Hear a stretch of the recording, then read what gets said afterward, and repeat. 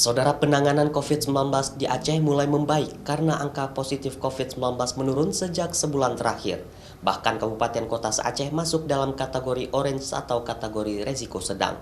Untuk kasus penambahan pasien terkonfirmasi positif COVID-19 per tanggal 1 Desember kemarin sebanyak 9 orang dan yang sembuh bertambah 34 orang. Penambahan pasien baru positif COVID-19 per tanggal 1 Desember sebanyak 9 orang, yaitu 3 orang warga kota Banda Aceh, 2 orang warga Aceh Tenggara, 2 orang warga Aceh Tengah, 1 orang warga Biren, serta 1 orang warga dari luar Aceh. Sedangkan data pasien yang sembuh bertambah 34 orang.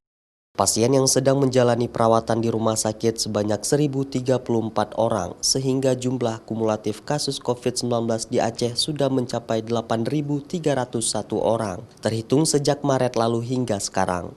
Sejak adanya Peraturan Gubernur Nomor 51 Tahun 2020 tentang peningkatan penanganan COVID-19 serta penerapan disiplin dan penegakan hukum protokol kesehatan, kondisi terakhir per 1 Desember 2020,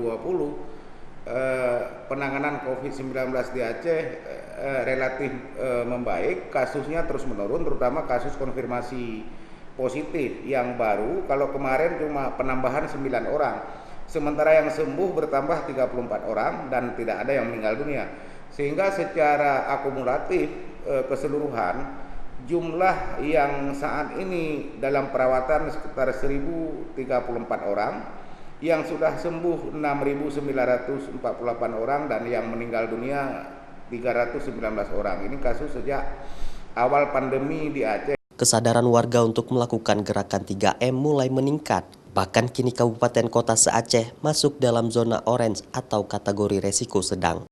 Sebelumnya Kabupaten Aceh Tenggara dan Aceh Barat Daya 2 minggu lalu masih berada di zona kuning, namun kedua kabupaten ini sudah dalam kategori resiko sedang atau zona orange. Meski penambahan kasus positif COVID-19 tidak terlalu tinggi, namun pemerintah mengajak seluruh elemen masyarakat agar tetap mematuhi protokol kesehatan penanganan COVID-19, terutama jika berpergian keluar daerah dan mengunjungi tempat-tempat wisata karena berpotensi menjadi ancaman gelombang kedua COVID-19 semakin merebak di tengah masyarakat. Nova Misdayanti, Kompas TV, Banda Aceh.